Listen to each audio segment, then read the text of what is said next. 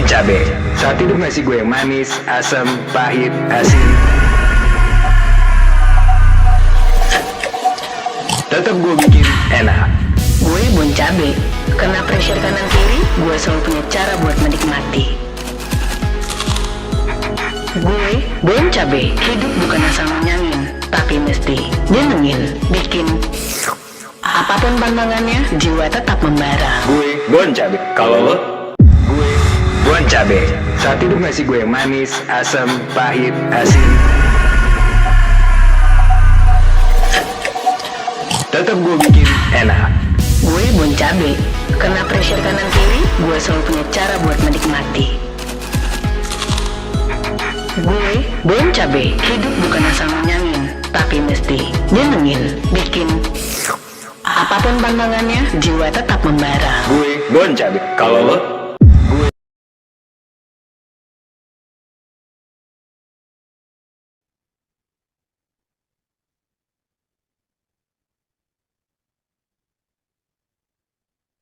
Halo, selamat sore. Selamat datang di acara webinar Bon Cabe dan juga Biro Psikologi Dinamis. Gila ya, sore-sore kayak gini kita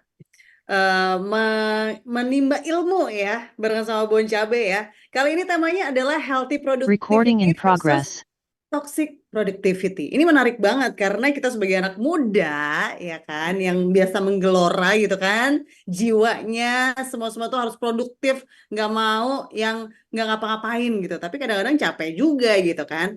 Nanti kita akan bahas, akan ngobrol seru tentang healthy productivity versus toxic productivity. Tapi saya mau say hi dulu dong buat Bon Cabe lovers yang udah gabung sore hari ini. Terima kasih ya yang udah masuk sore hari ini. Seharian kayaknya udah hektik banget gitu kan. Dan sekarang ketemu kita di healthy productivity versus toxic productivity yang dipersembahkan oleh Bon Cabe dan juga Biro Psikologis Dinamis ya. Jangan lupa juga kalau nanti akan ada hadiah buat kalian ya Bon Cabe lovers yang bertanya pertanyaan yang bagus nanti akan mendapatkan hadiah. Hadiahnya adalah Imani. Wait, gila. Makanya harus rajin bertanya ya biar nggak sesat di jalan.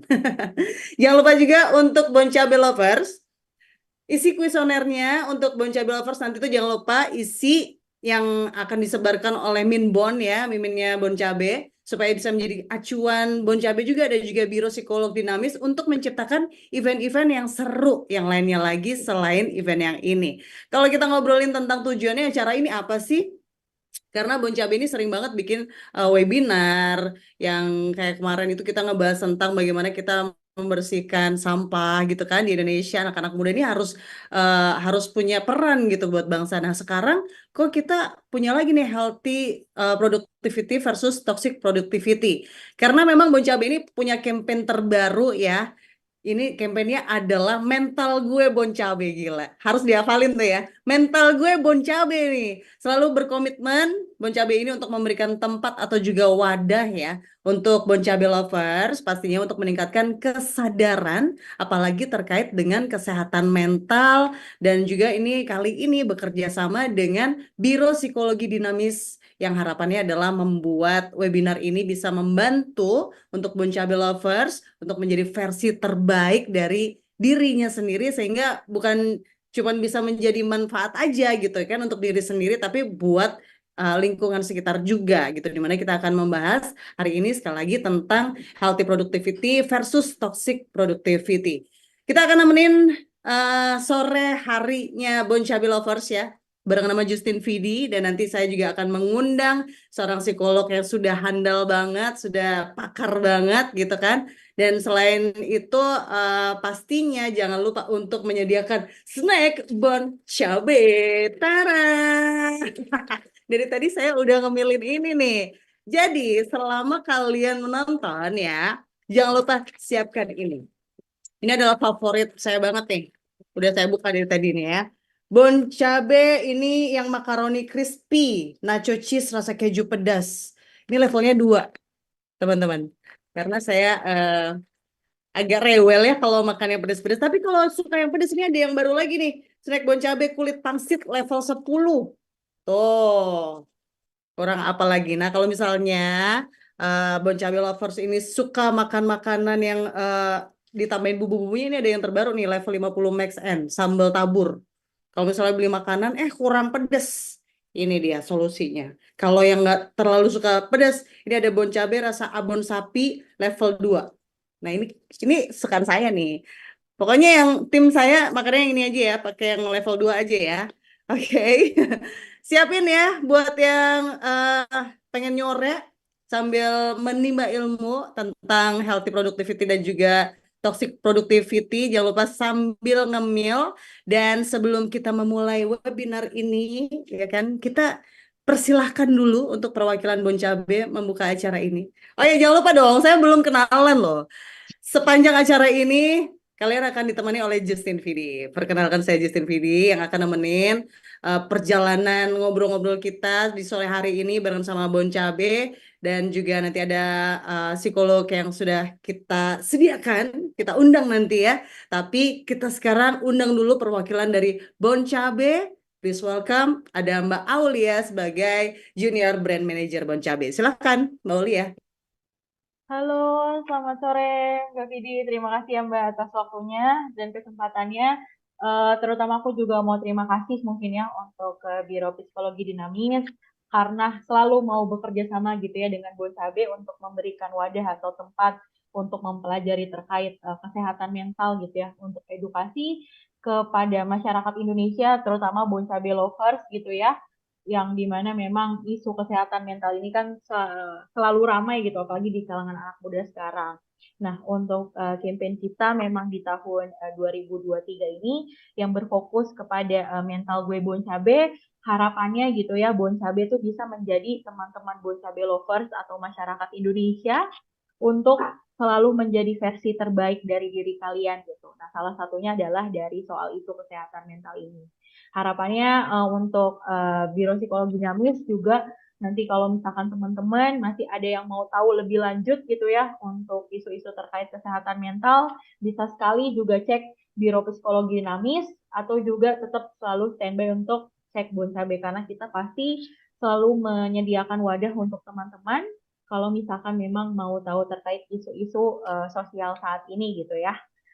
Terima kasih sekali lagi saya sampaikan kepada Biro Psikologi Dinamis. Terima kasih juga kepada Bon Cabe Lovers. Semoga di webinar terkait kesehatan mental di akhir tahun 2023 ini bisa menjadi penutup gitu ya. Dan menjadi ilmu baru untuk supaya kita menjadi diri yang versi terbaik lagi di tahun 2024. Terima kasih Mbak Vidi dan Mbak Meti yang nanti akan muncul. Silakan Mbak Vidi. Baik, terima kasih Ibu Aulia. Oh, dari Mbak jadi Ibu ya. Mbak aja deh. Mbak aja aman, Mbak. Diingetin loh kalau bentar lagi kita udah mau masuk ke tahun baru ya kan, 2024. Ya semoga mental kita lebih sehat lagi di tahun 2024 ya. Baiklah, saya juga mau ngingetin nih buat Bon Cabe lovers ya, kalian juga bisa dapetin hadiah yang keren dari Bon Cabe seperti yang tadi saya udah bilang. Karena bakal ada hadiah e-money total tuh ratusan ribu rupiah untuk penanya terbaik selama sesi talk show nantinya. Tapi jangan lupa wajib follow dulu sosmednya Bon Cabe ya semuanya. Bon Cabe lovers udah pada follow belum sih Instagramnya atau official Bon Cabe ya kan? Nanti kalau misalnya mau nanya nih Bon Cabe lovers tinggal tulis ketik formatnya adalah nama, akun Instagramnya kamu apa, pertanyaannya apa. Oke, nanti akan dipilih sama Min Bon untuk saya bacain di akhir acara di Q&A ya. Oke, buat kalian yang pengen tahu juga hal-hal seru apa aja yang dibagikan selama Bon Cabe atau produk apa aja sih yang Bon Cabe punya itu, langsung aja buruan kalian bisa cek di semua sosmednya official Bon Cabe. Pokoknya cari aja @official Bon Cabe, oke? Dan pastinya juga jangan lupa karena hari ini Bon Cabe nggak sendirian, ada Biro Psikologi Dinamis yang Instagramnya juga ada di @biro-psikologi-dinamis, di follow ya. Justin_Vidi juga boleh di boleh ya, nyusup-nyusup dikit boleh lah ya.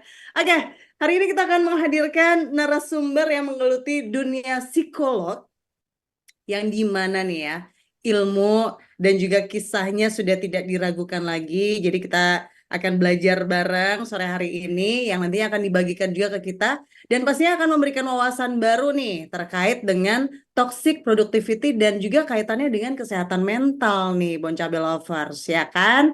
Yuk langsung aja kita kenalan dulu ya sama salah satu seorang psikolog yang sudah punya banyak ilmu dan juga banyak cerita nih ya. Kita langsung panggil aja, kita undang aja. Please welcome Mbak Meti Zakila Burahma, MPSI, psikolog klinis. Halo, Halo Mbak Vidi, apa seru kabar banget nih? ya, meriah banget ya kalau Mbak Vidi yang ngomongin. Meriah dong karena kan cemilannya udah Bon Cabe ya kan? Oh asik, masuk. Iya kan? Mbak, apa kabar Mbak Meti? Halo Mbak Vidi, kabar baik. Mbak gimana kabarnya? Alhamdulillah baik. Terima kasih sebelumnya sudah bergabung ya dan juga Hmm, sudah menyempatkan waktunya untuk mau membagikan ilmu dan juga informasi di sore hari ini ya. Meskipun sibuk siap. banget nih kayaknya Mbak Meti nih. Ya gitulah ya. Buat akhir tahun biasanya laporannya banyak ya. Laporannya banyak ya. Oke, Laporannya oke, oke, banyak oke. ya. Kita udah nggak Tutup sabar buku. lagi kalau ngomongin tentang healthy productivity dan juga toxic productivity gitu ya. Hmm. Sebagai seorang psikolog nih, boleh nggak sih dijelasin dulu deh seputaran kan Mbak Met ini kan dari Biro Psikologi Dinamis ya, boleh ya Hmm. dijelasin sedikit tentang Hmm. Biro Psikologi Dinamis. Itu tuh seperti apa? Oke, baik. Jadi teman-teman halo semuanya, salam kenal gitu ya. Biasanya saya nggak tahu di sini ada klien saya apa enggak gitu ya. Saya lihat-lihat tadi ini jangan-jangan ada klien saya gitu. Jadi karena biasanya saya ngisi acara gitu ya, Hmm. ngisinya karena oh Mbak Meti ikut gitu ya. Oh Oh ngisi iya, ikut gitu ya datang karena ikut. Mbak Meti ya. Gitu. Terus kalau boleh cerita sedikit gitu ya, kalau belum teman-teman yang belum dan bukan klien saya juga gitu ya, Biro Psikologi Dinamis itu adalah salah satu layanan psikologi terapan ya yang menjunjung tinggi kode etik psikologi Indonesia dan berkomitmen untuk mendukung kesejahteraan psikologis masyarakat Indonesia gitu. Jadi di biro itu memang ada beberapa layanan gitu dan kita memberikan layanan seperti psikotes, konsultasi online maupun offline, psikoterapis, training atau kelas-kelas pengembangan diri gitu sih. Kalau untuk lebih lanjutnya seperti biasa disisipin gitu ya. Silahkan lihat di Biro Psikologi Dinamis gitu. Oke, baik. Em, Kalau yang akhir-akhir menjelang tahun baru nih kesibukannya Mbak Meti apa nih? Saya sibuknya apa ya? Seperti biasa aja gitu. Sibuk kerja, sibuk. Kalau saya sekarang tuh lagi sibuk-sibuknya ngurus anak ya, Mbak. Oh Saya iya. kebetulan udah punya putra gitu, satu sih. Saya tahun Oh, baru biasanya menghabiskan waktu bersama keluarga lebih banyak oh, dibandingkan kerja ya. oh iya. Nyanyi masih tetap Mbak? Nyanyi, manggung jarang. Kasihan audiensnya. Iya, iya, iya, iya, iya. Oke, next. Ini kan Mbak Meti akan memberikan presentasi ya, Bon Cabe Lovers. Jangan lupa saya ingetin sekali lagi. Oh, tadi aku sempat ini nih, sempat ngeliat loh Bon Cabe Lovers ada yang sambil tiduran, rebahan enak banget rasanya ya. Nggak apa-apa. Tapi jangan lupa untuk story-story ya. Coba kalau misalnya nanti ada story, bisa di-mention sekali lagi ke @officialboncabe dan juga ke @biro psikologi dinamis. Oke, jangan lupa itu. Oke, silakan deh. Kalau gitu kita langsung aja kita dengerin bareng-bareng presentasi dari Mbak Meti. Silakan Mbak Meti. Halo, eh, karena ini kayaknya sepertinya kaula muda ya.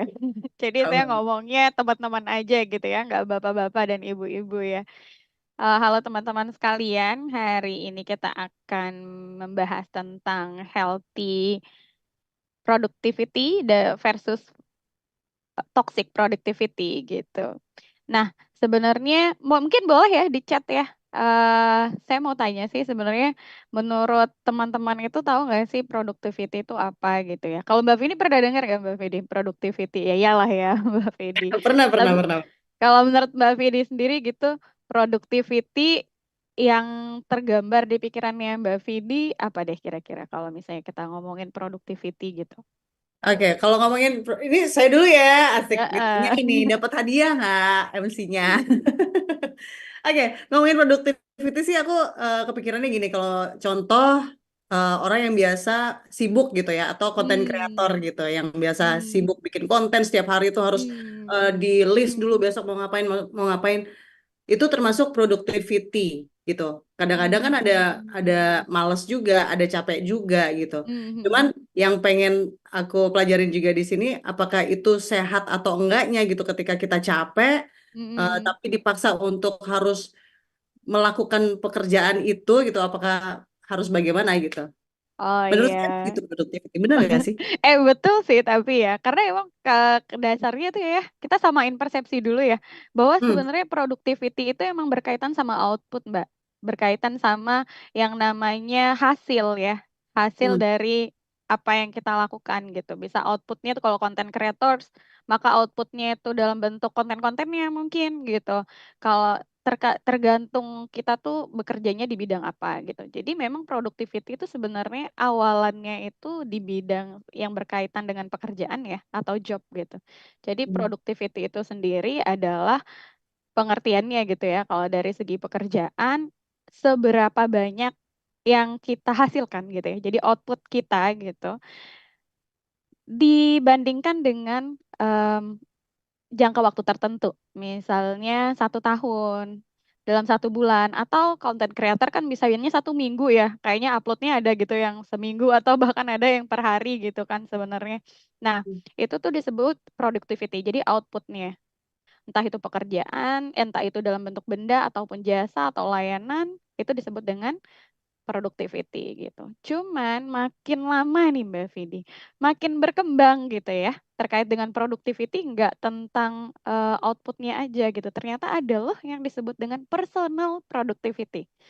Jadi produktivitas yang sifatnya personal, nggak cuman tentang ini doang, nggak cuman tentang output dari pekerjaan itu aja, tapi banyak di banyak sisi-sisi kehidupan gitu. Jadi yang akan kita bahas hari ini itu gimana sih gitu ya. Productivity ini kemudian nggak hanya kita sempitkan, kan biasanya kita tuh menyempit ke hasil gitu ya. Progres. Atau enggak cuan juga termasuk salah satu salah satu cara untuk melihat apakah kita tuh orang yang produktif atau enggak gitu. Karena ada anggapan yang salah nih Mbak Vidi. Hmm. Ternyata produktif itu tidak sama dengan sibuk loh. Hmm. Kan Hmm. kesannya orang itu kalau misalnya sibuk, kesannya produktif itu ya. Hmm. Padahal sebenarnya enggak. Jadi produktif tuh enggak sama dengan sibuk. Jadi kalau misalnya kita tuh terlihat sibuk tapi kita enggak menelurkan apapun, tidak menghasilkan apapun, tidak memberikan efek positif apapun terkait kehidupan kita, itu Ya. artinya bisa jadi kita enggak produktif. Kita hanya sibuk ya.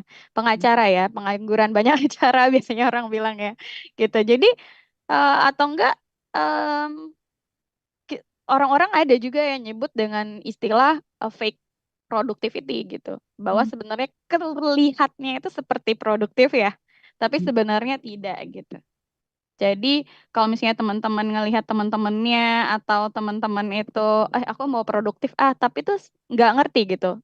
Kegiatan ini tuh menghasilkan apa? Sibuk aja gitu, sibuk nggak jelas, nggak ada tujuannya, nggak ada hasil apa-apa. Bisa jadi kita itu nggak sedang melakukan kegiatan yang produktif. Justru tidur itu bisa termasuk produktif loh. Oh. Ada menarik ya, karena tergantung gitu ya. Kalau kita merasa ketika kita itu tidur, kita kan capek nih seharian, kemudian kita itu tidur, kita kan memaintain kesehatan kita. Berarti sebenarnya kita tidak sedang membuang-buang waktu, tapi kita sedang produktif. Produktifnya dalam segi apa? Dalam segi meningkatkan kualitas tidur kita, dalam segi meningkatkan kualitas energi kita sehari-hari gitu. Jadi em, kadang ada orang yang takut tidur ya, karena tidur itu dirasa nggak produktif gitu ya. Bukan Hmm. berarti kita tidur sepanjang hari loh ya, nggak kayak gitu. Tapi kalau misalnya tidur yang difokuskan untuk beristirahat, itu bisa juga termasuk dalam produktivitas loh, Mbak Vindi gitu. Yes, yes. Tidur antar lagi. Habis kerja tidur Oke, oke, oke. gitu. Menarik, menarik.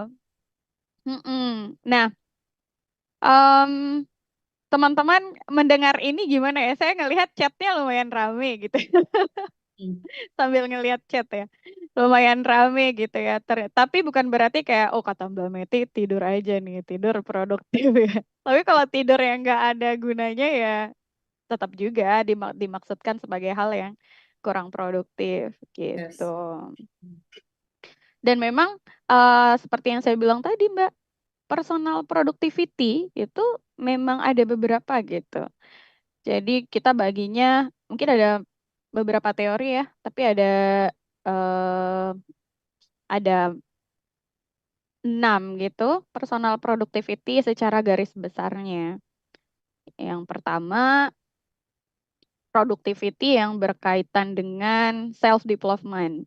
Jadi kita tuh kan produktif tuh nggak hanya tentang pekerjaan aja ya, tapi juga sesuatu yang membuat kita tuh berkembang gitu.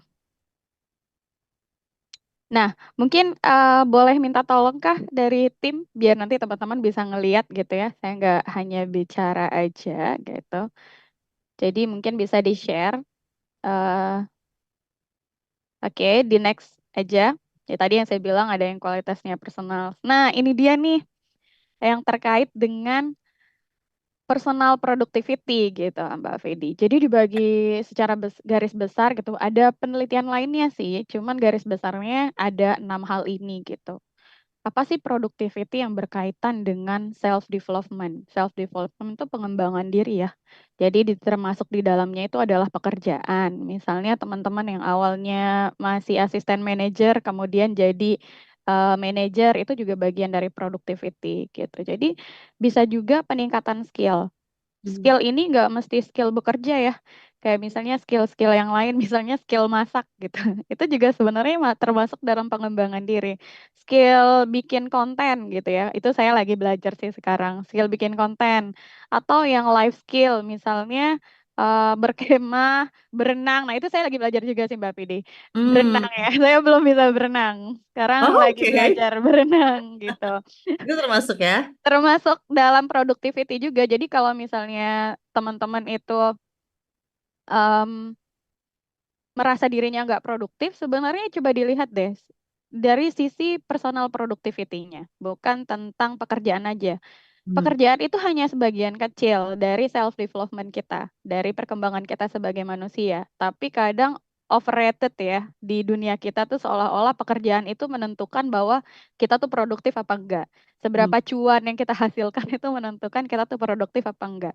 Padahal sebenarnya tentang productivity itu ya ada banyak gitu. Misalnya dengan meningkatkan skill membaca, jujur aja nih saya rada gimana gitu ya Mbak Vidi sama rada miris gitu sama Indonesia karena Indonesia itu sebenarnya em, literasinya nggak terlalu bagus gitu. Jadi Hmm. sebenarnya kualitas individu ya berkaitan dengan literasi itu nggak terlalu bagus sehingga emang sekarang di Indonesia lagi digencar-gencarnya gitu. Salah satu yang teman-teman bisa lakukan untuk meningkatkan productivity adalah dengan terbiasa untuk membaca. Membaca kan sekarang nggak harus pakai buku ya. Ya. Bisa artikel mudah banget tapi membacanya saya nggak tahu, membacanya membaca komen gitu atau membaca apa itu Membaca mungkin komen netizen lebih seru gitu ya. lebih seru. Mungkin ya bukan yang itu yang saya maksud ya, yang terkait dengan pengembangan diri gitu. Ya. Biasanya itu adalah makanan juga bagi otak kita gitu kan. Hmm. Kemudian ada juga personal productivity yang sifatnya kesehatan. Misalnya kalau fisik berarti kan kita mungkin kita produktif ketika kita bisa olahraga misalnya kayak gitu. Itu Hmm. saya lagi berjuang juga tuh sebenarnya. Wah. Olahraga gitu kan minimal kayak 15-30 menit sehari, terus kayak menjaga kesehatan mental kita gitu. Banyak sih dengan cara mungkin yoga, grounding atau everything gitu yang bisa dilihat. Terus setelah itu ada juga yang personal productivity yang berkaitan dengan hobi. Nah, ini kalau saya sih crochet ya. Teman saya ada yang camping gitu, ada juga yang art gitu kan. Yang art itu bisa gambar, bisa fotografi gitu. Sebenarnya hal-hal yang tersebut yang kesannya menurut kita tuh hobi, Boleh, ha? entertain, Hmm. kesannya kayak nggak produktif ya, kayak sebenarnya bersenang-senang gitu kan Ya. sebenarnya. Padahal Hmm. sebenarnya itu juga bagian dari productivity loh gitu Wah, ya, yang ya. berkaitan dengan hobi. Saya nggak tahu kalau Mbak Vidi hobinya apa, Mbak. Berarti main musik juga termasuk ya? Oh, main musik tuh bisa jadi dua sih, bisa jadi self healing juga gitu, Mm-mm. bisa jadi productivity yang berkaitan dengan hobi. Oh wow, oke. Mm-mm. Kalau finansial, nah ya ini yang cuan-cuan ya. Kalau saya nggak tahu usianya teman-teman, tadi saya dengar dari belasan sampai dengan 25 gitu ya rata-rata gitu. Kalau saya udah pasti di atas itu ya, udah lebih Eh, realis.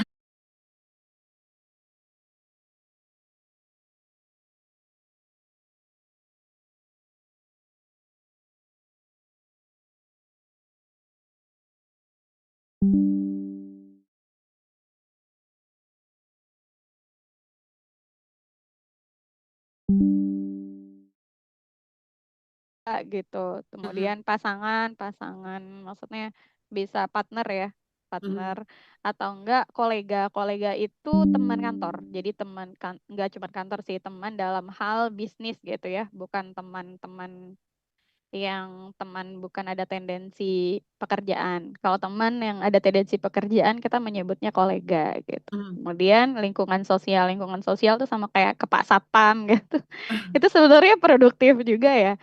Karena kan itu bagus ya menjalin hubungan dengan orang-orang sekitar. Kan kalau misalnya ada apa-apa, kita bisa minta tolong sama orang-orang sekitar. Gitu. Itu Hmm. bagian dari produktivitas juga. Jadi Oke. orang nongkrong produktif nggak, Mbak? Nongkrong kalau Di coffee shop. produktif nggak ya? Kalau wah ini takut salah jawab sih. Produktif nggak ya? Nah jadi balik. Produktif nggak, Mbak? Jawabannya bisa iya, bisa enggak. Nah, memang jawabannya bisa iya, bisa enggak gitu. Kalau misalnya kita tuh nongkrong tapi ada maksudnya gitu ya. Misalnya Mm-mm. nih kita nongkrong sama teman-teman karena kita tuh mau work life balance gitu. Ya, Berarti itu sebenarnya kita lagi produktif. Tapi kalau misalnya kita nongkrong tapi kayak nggak ada benefit hasilnya yang kita uh-uh. Nggak ada secara value-nya personal obrolannya nggak ada gitu ya. value-nya, kayak apalagi dengan misalnya obrolan yang kesannya sekarang itu yang ngalor ngidul nggak jelas gitu loh, atau Ya. lebih banyak membicarakan orang lain dan Hmm. hal-hal yang nggak penting gitu ya, berarti itu sebenarnya kita sedang buang-buang waktu. Kita Hmm. nggak sedang menjalin relasi juga, kita Ya. nggak sedang mengentertain diri kita juga, kita nggak Uh-huh. sedang ya gitulah Betul, gitu. betul, betul. Recording Jadi in kalau misalnya progress. kita nongkrong dan pulang itu kita merasa terisi, itu berarti Iya, pernah bisa dong pasti jadi tuh. Punjabi lovers nih merasakan seperti itu ya. Mm-mm. Ada juga yang nongkrong tapi pas pulang-pulang kok kayak nggak dapet apa-apa sih, itu berarti Bisa jadi ya kamu kan? lagi buang-buang waktu ya, Buang-buang nggak waktu, produktif. bener. Dan bisa jadi itu yang bagian kita sedang bahas sekarang, toxic productivity gitu. Bahwa sebenarnya kita Hmm, lagi sibuk aja, sok sibuk ya, gitu. ya. Sibuk tapi nggak ada benefit apa-apa ke diri kita sendiri gitu. Mm, mm, mm, mm, mm, mm. Gitu. Oke. Mungkin Lalu, itu terkait dengan personal productivity gitu ya. ya. Eh, Bisa next slide, minta tolong. Nah, ini tadi yang saya bilang gitu ya. Maka produktif itu tidak sama dengan sibuk. Jadi Hmm, kalau ini teman-teman nih yang itu harus digarisbesarin ya. produktif tidak sama dengan sibuk, Nah, betul, betul, betul, betul. teman-teman. Karena yang banyak orang yang mengira produktif itu adalah sibuk gitu. Entah ini yang fenomena yang terjadi ya, Mbak Meti ya. Benar. Misalnya karena untuk mengisi story Instagram supaya terlihat sibuk, ternyata itu tidak selalu produktif ya. Nggak Ya kan? selalu Gitu produktif sih, gitu bisa. misalnya. Karena sekarang juga ada ini ya fenomena FOMO ya Mbak ya. Jadi kayak Yes. misalnya kalau orang itu fear of missing out ya bagi Hmm. teman-teman. Jadi takut ketinggalan gitu. Kalau Hmm. misalnya ada orang yang lagi suka main slimy, dia main slimy juga. Ada yang Hmm. suka journaling, dia journaling juga Nah, ya. gitu. Padahal sebenarnya dia eh, mungkin nggak tahu gitu journaling tuh yang gimana. Ada yang suka, oh, aku sepedahan. Dulu kan sempat banget sepedahan ya. Sekarang udah menurun ya. Hmm. Ya, ya, Orang ya, yang ya. lagi 2022 ya kayaknya yang lagi banyak Waktu banget orang pandemi itu, pandemi, orang awal-awal pandemi. sepedahan gitu. Jadi Hmm. dan bilang hashtag produktif gitu ya. Kalau Ya, psikolognya ya. yang ngelihat aduh ketahuan ini benar produktif, alhamdulillah gitu ya. Tapi ini fake nggak nih sama produktifnya gitu. Nah. Produktifnya yang fake atau emang beneran Hmm. Hmm. produktif Hmm. gitu. Jadi ingat ya teman-teman, kalau teman-teman iya nih aku mau menyibukkan diri karena mau produktif. Nanti 2024 tanya dulu, beneran gak nih? Atau aku emang sibukin diri sendiri aja, nggak ngerti tujuannya apa, value-nya apa gitu. Ya, ya, ya. Jadi harus tanya sama diri sendiri dulu ya. Ini Mm-mm. sebenarnya tuh aku melakukan hal ini tuh seneng nggak sih? Memang berdasarkan butuh Hmm, dan suka nggak sih gitu ya? Nggak cuman gara-gara iya, pengen pengen ikut-ikutan aja gitu ya. iya bener. Ada benefitnya apa gitu. Benefit tuh nggak mesti uang ya. Hmm. Benefit tuh nggak mesti uang. Misalnya kayak kesehatan, kayak kesenangan. Kesenangan maksudnya kita kan sebenarnya rilis stres ya ketika kita nongkrong sama teman-teman kita. Kita Iya, ngasih iya. spasi dari kehidupan yang hiruk pikuk misalnya kalau sudah seusia saya. Kalau Hmm. misalnya teman-teman yang sibuk kuliah juga sebenarnya kan capek misalnya tugas apa dan lain sebagainya. Sehingga ketika hangout itu kayak seperti memberikan spasi atau jeda pada hidupnya sendiri. Ya. Hmm. Oke, mungkin bisa Max. Boleh next nggak? Oke. Nah, sehingga gitu ya, baik nggak sih orang yang produktif tuh? Kalau yang healthy ya, tentu saja baik ya. Karena Ya. kalau biasanya orang yang produktif itu dia lebih percaya diri. Kenapa lebih percaya diri? Karena dia merasa eh, lebih Konten. berdaya, gitu kan. Berdaya. Orang yang produktif itu kan memandang dirinya sendiri dan dipandang oleh orang lain itu sebagai orang yang berdaya, sehingga lebih percaya diri. Nggak Hmm. kayak orang, maksudnya tuh aku nggak gini-gini aja gitu, nggak ada perasaan kayak gitu atau kalaupun Ya. ada mungkin jarang gitu karena dia produktif gitu kan, sebenarnya dia tahu dia melakukan apa dan seberapa banyak gitu. Hmm. Kemudian kalau orang yang produktif itu biasanya lebih teratur ya, biasanya jarang menunda-nunda nih orang Indonesia saya nggak tahu ya. Jadi kemarin tuh ada fenomena tapi nggak tahu sekarang masih berlaku apa enggak, procrastinating gitu. Kamu nggak tahu bakalan dibahas enggak ya Bebon Cabe ya nanti ya. Jadi prokrastinasi atau perilaku menunda itu tuh biasanya berkaitan sama orang itu tuh produktif apa enggak gitu. Makin Hmm. kita sering menunda, biasanya semakin kita tuh enggak produktif. Karena Hmm. apa? Sesuatu yang kita tunda tuh seperti beranak pinak kan ya Mbak Vidi.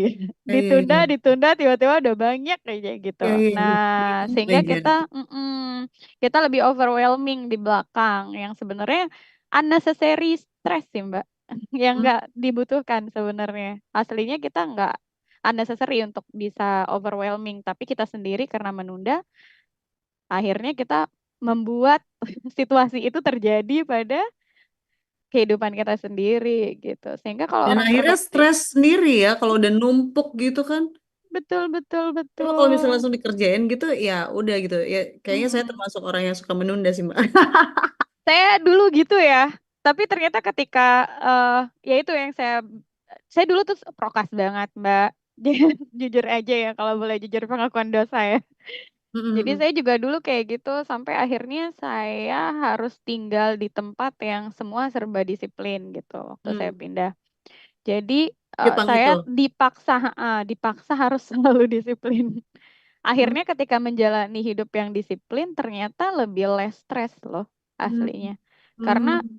ya itu sendiri, stres tuh kan ada yang necessary ya, ada yang unnecessary ya. Nah, Ya. yang kecil, yang unnecessary yang nggak penting sebenarnya untuk kita isi, itu Mm. biasanya terjadi karena akibat dari kita yang lalai itu dalam mengatur scheduling hal-hal dalam hidup kita. Yang kecil-kecil tapi nanti jadi banyak gitu.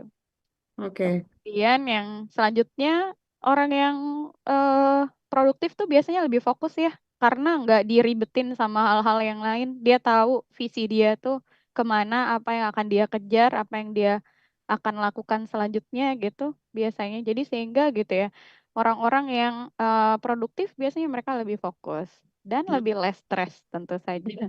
Mm. Lebih less stress dan lebih berenergi karena dia dalam mengorganisir energinya itu tepat sasaran. Mm. Tepat Benar. sasaran ya. Gitu. Kan kita Berarti kalau sebenarnya produktif dan juga disiplin tuh diperlukan juga dong. Kalau misalnya produktif, cuman kita nggak bisa mengatur waktu, jadi dihajar aja seharian gitu, terus dia sampai kelelahan itu gimana, Mbak? berarti nggak masuk healthy produktif dong seperti yang personal produktif tadi yang aku bilang. Karena kalau Hmm. personal produktif productivity berarti sebenarnya dia tahu kapan dia harus istirahat, dan istirahat dipandang oleh orang yang healthy produktif merasa bahwa itu adalah bagian dari spasi atau jeda, bukan sesuatu yang nggak produktif, tapi sesuatu yang Hmm, produktif gitu. betul. Gitu Jadi sih, masuk Mbak. toxic ya. Jadi kalau misalnya kita sampai jangan-jangan gitu ya, ini akan kita bahas selanjutnya. Jangan-jangan sebenarnya kita tuh emang produktif sih. Produktif memang menghasilkan banyak hal, tapi Hmm. jangan-jangan itu toxic produktif lagi gitu. Hmm. Kita mau lihat ya Ya, toxic produktif itu yang ya, gimana ya. ya. Oke. Yang next dari slide-nya bisa di next. Nah, sebelum kita bahas dengan toxic productivity, aku mau bahas dulu tentang hubungan productivity itu dengan kesehatan mental. Hmm. Orang tuh suka mikir kalau orang yang mentalnya apa namanya punya gangguan mental gitu, maka mereka nggak akan produktif gitu ya. Nggak selalu kayak gitu. Karena orang yang seperti obsesif kompulsif juga mereka terlihat sangat produktif Ya. gitu, dan bahkan em, sangat apa ya, dominan mungkin di tempat kerja gitu, dan sangat Oh. details oriented gitu. Jadi nggak mesti orang yang punya kesehatan mental itu selalu nggak produktif. Hmm. Selalu dia tuh malas-malasan, selalu dia tuh tidur aja, nggak kayak gitu. Hmm. Sehingga hubungannya hubungan jenis apa ya gitu, kesehatan mental sama produktivitas itu? Hubungannya timbal balik, artinya saling mempengaruhi ya. Jadi kalau Hmm. misalnya kita tuh mentalnya lebih sehat, biasanya kita bisa lebih produktif karena apa gitu ya. Kita tuh punya di psikologi kita mengenal executive function ya Mbak ya. Executive function Hmm. itu fungsi eksekutif adanya di otak bagian depan sini gitu. Nah itu kalau misalnya kita tuh sedang stres atau under pressure yang di luar batas ya. Stres tuh nggak apa-apa ya, asalkan di dalam batas toleransi kita. Tapi Hmm. kalau di luar batas toleransi kita, maka kemampuan executive function kita itu akan lebih menurun. Yang artinya kita juga produktivitas kita akan menurun karena kita nggak bisa berpikir dengan jernih, kita nggak bisa berpikir dengan lebih baik gitu. Jadi pun sebaliknya, kalau misalnya orang produktivitasnya tuh nggak bagus, apakah mereka mempengaruhi kesehatan mentalnya? Ternyata benar iya gitu loh. Ada hubungannya antara orang yang dia tuh less produktif dengan kesehatan mental. Karena apa? Misalnya nih, dia nggak produktif, dia kan jadi rendah diri tuh Mbak. Oh iya, iya, betul. Dia jadi kayak mungkin karena dia less produktif di bagian olahraga, atau dia less produktif di bagian bersosialisasi. Nanti kan human connection-nya kurang gitu. Sementara manusia tuh butuh sebenarnya human connection gitu. Hal yang membuat orang ya, ini penelitian ya, ini lucu sih penelitiannya. Sesuatu yang membuat orang hidup panjang, lebih kualitas hidupnya lebih baik dan lebih umurnya lebih panjang, kira-kira apa ya Mbak? Faktornya tahu nggak? Apa ya? Nggak stres, nggak banyak mikir. Apa ya? Human connection. Jadi Oh, orang yang punya healthy human connection, ya. mereka tuh cenderung punya kualitas hidup yang lebih, kualitas umur umur yang lebih panjang. Silaturahmi ya. Iya, benar juga ya, silaturahmi kalau di kita ya. Iya, iya, iya, benar. Benar juga.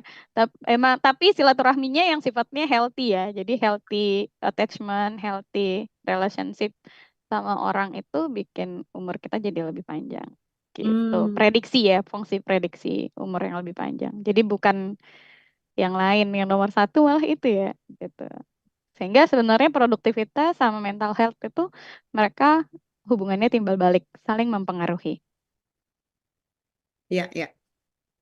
Oke, mungkin bisa di next sehingga kita bisa bahas tentang, oh ya, terus gimana dong gitu ya.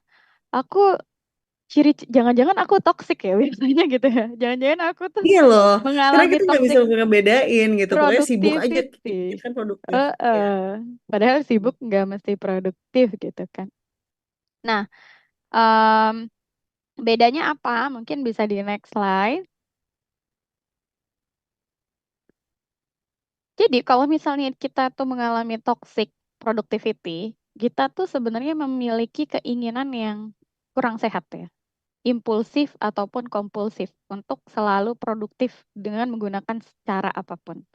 Bedanya apa gitu ya? Ya. Impulsif dan kompulsif. Kalau impulsif itu kita tuh nggak berpikir panjang. Jadi ngelihat teman kita itu kesannya produktif, kita ngikut juga. Pokoknya nggak berpikir panjang gitu. Itu Ya. impulsif. Tapi kalau misalnya kompulsif gitu, itu adalah perilaku yang kita lakukan untuk menghilangkan rasa stres. Jadi kalau misalnya kita melakukan, Ya, ini nge-freeze ya melakukan aku apa, ya. Mbak? Kedengar, aku kedengeran nggak suaraku? Iya, kedengeran, kedengeran. Cuman Kalau, sedang sedang ada eh, permasalahan teknis. Jadi Mbak Meti nggak kelihatan. Nggak apa-apa, oh kita gitu. lanjutin aja. Aku lanjut dulu Suaranya ya. aman. Ha-ha, Hmm. oke, berarti suaranya kedengeran ya. Jadi Ya. gitu, em, kita kalau misalnya ada sesuatu yang secara kompulsif, kita misalnya lagi stres gitu ya, dan kita ingin menghilangkan rasa stres kita, sehingga kita misalnya tahu nggak sih kayak orang yang bekerja workaholic, karena dia tuh stres sebenarnya. Hmm. Dan dia ingin mengalihkan rasa stresnya dia itu entah di rumah, entah dimanapun gitu.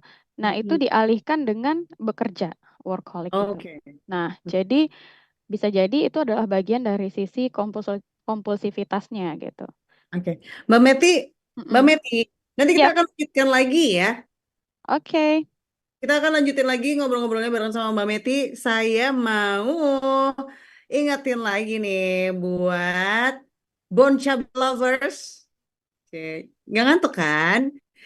Ini jam 15.46 nih udah waktunya kita nyore ya kan. Kalau tadi kita udah ngobrol-ngobrol bersama Mbak Meti, tenang aja.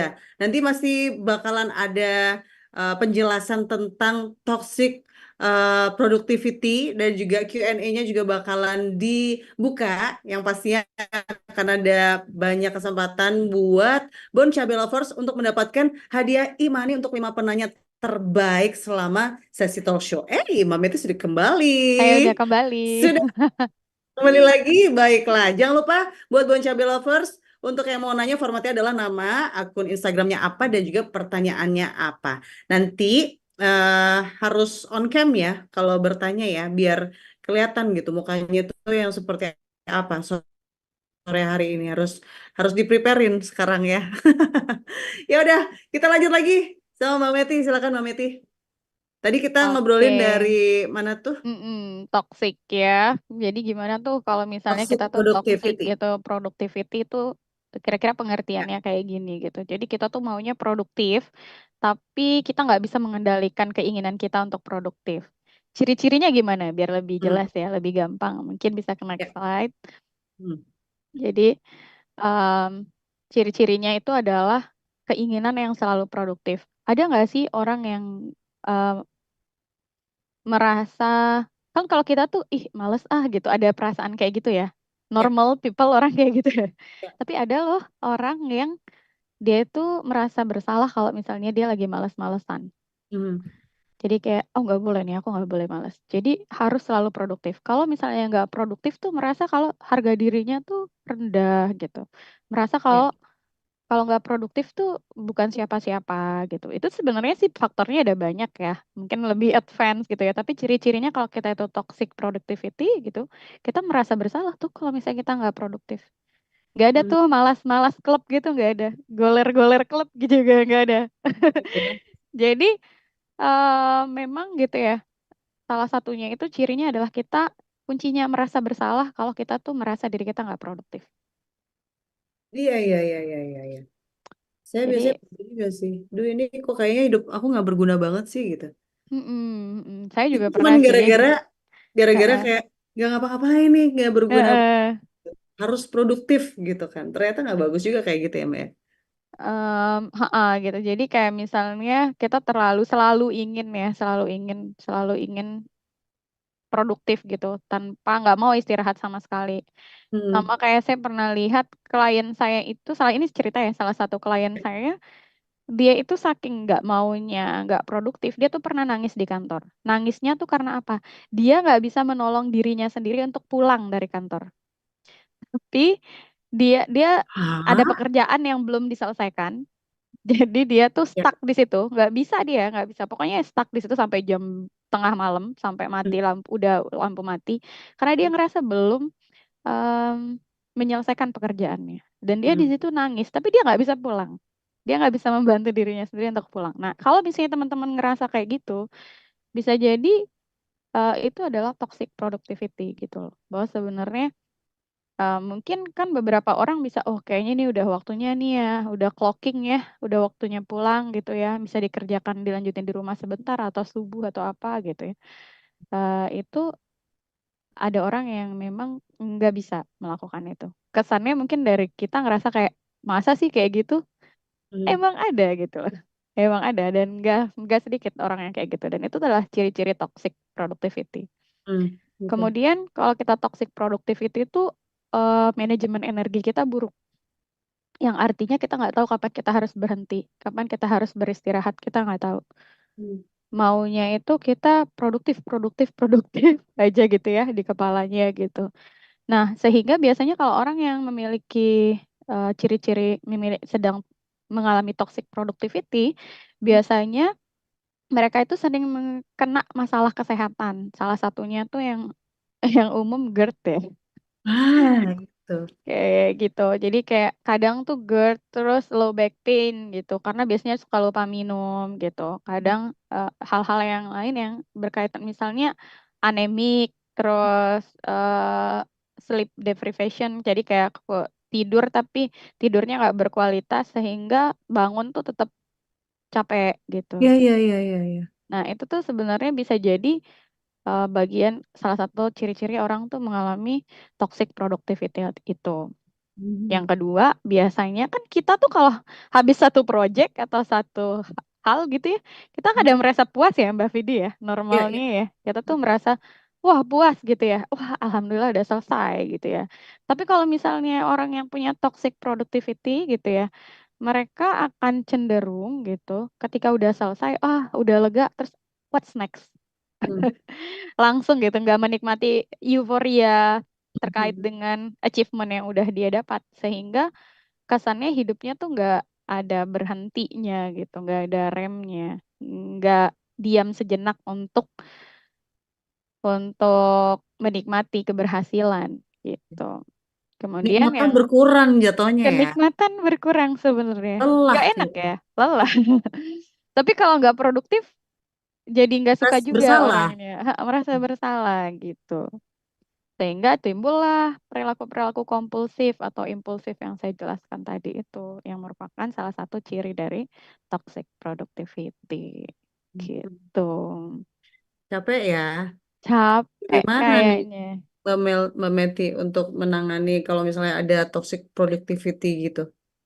Sebenarnya ada beberapa hal sih yang bisa dilakukan gitu ya, tergantung dari derajat keparahan ya, tanda kutip derajat seberapa parah sih kita udah mengalami toxic productivity gitu. Kalau misalnya kita itu ternyata masih di bagian merasa bersalah tapi masih bisa istirahat gitu, berarti kan sebenarnya tinggal kita tuh manajemen waktunya kayak gitu kan. Nah, kita akan bahas nih, gimana sih sebenarnya kalau misalnya kita tuh mengalami toxic productivity dan ini juga sebenarnya adalah apa yang juga saya lakukan sih sebenarnya, Mbak. Ketika saya mengalami toxic productivity dulu gitu. Mungkin next slide.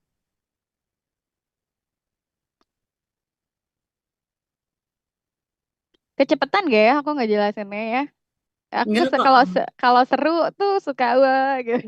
Suka lupa diri ya. Suka lupa diri. Namanya juga sepikolog ya. Bukan psikolognya, sepsikolog. Psikolog. Bener, bener, bener. Kerjaannya kan speak mulu ya gitu. Doyan ngomong gitu. Nah, sebenarnya gitu ya, cara kita meningkatkan produktivitas yang healthy produktif dan kita misalnya udah pernah merasa kalau produktivitas kita tuh lebih ke toxic gitu ya. Apa sih sebenarnya yang butuh kita lakukan gitu kan? Yang pertama yang butuh kita lakukan itu adalah menentukan value atau nilai dari apa yang kita mau lakukan. Contohnya, pernah nggak kita bertanya sama diri kita sendiri? Coba deh teman-teman tuh diam sejenak ya. Tarik nafas,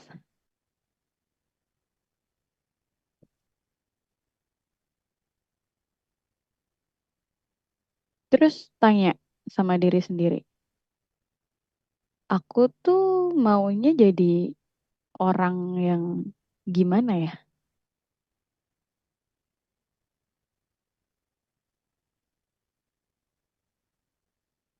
Tarik nafas lagi.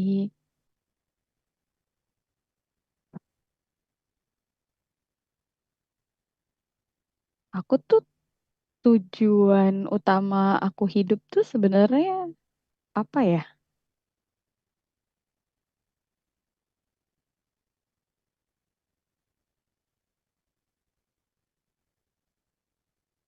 Tarik nafas lagi.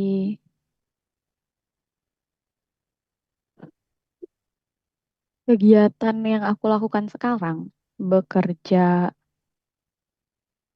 sekolah, menjalani hobi, itu tuh sebenarnya tujuannya apa ya? Apa arti yang aku lakukan sehari-hari ini untuk diriku gitu?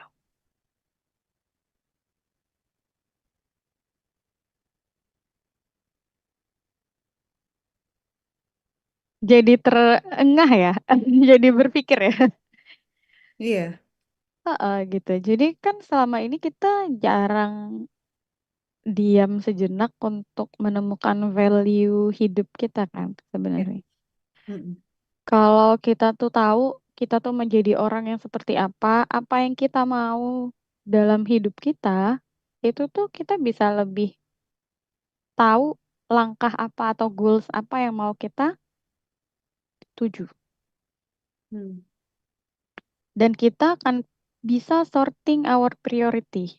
Value itu berkaitan sama prioritas kita ya sebagai manusia. Karena kan sibuk artinya kita tuh cuman strolling around, nggak tahu apa yang kita lakukan, sibuk aja gitu maksudnya.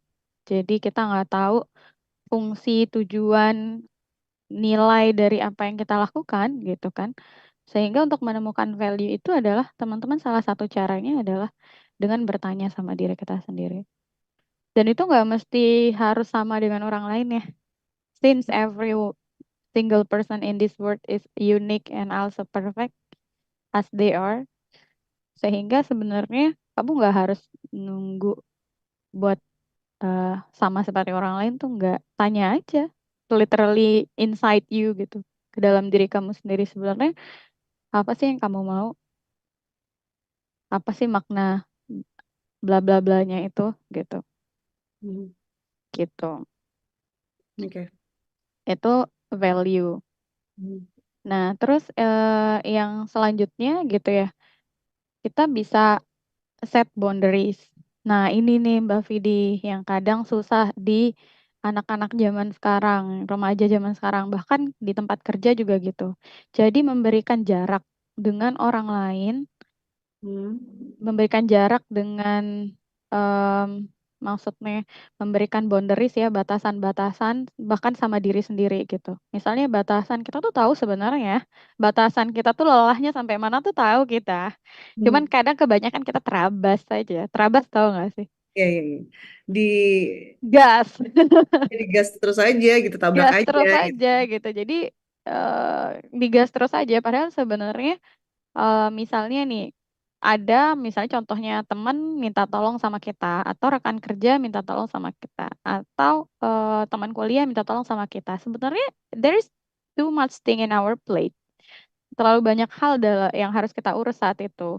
But we cannot set boundaries. Kita nggak bisa set boundaries atau batasan sehingga membuat kita tuh kebanyakan melakukan sesuatu yang produktif tapi nggak menghasilkan apa-apa bagi diri kita. Justru malah membuat kita itu tanda kutip ketinggalan banyak hal karena kita nggak tahu apa yang butuh kita lakukan sebenarnya gitu. Jadi nggak apa-apa loh teman-teman untuk bilang enggak sama orang lain kalau misalnya itu sesuatu yang berat gitu loh untuk Hmm. teman-teman jalanin. Jangan karena pengen produktif, jangan karena pengen dilihat sibuk, jangan karena validasi dari orang luar gitu. Nah, Hmm. itu salah satu caranya untuk bisa punya produktivitas yang sehat gitu. Ya. Kemudian yang selanjutnya yang ketiga set expectation ya.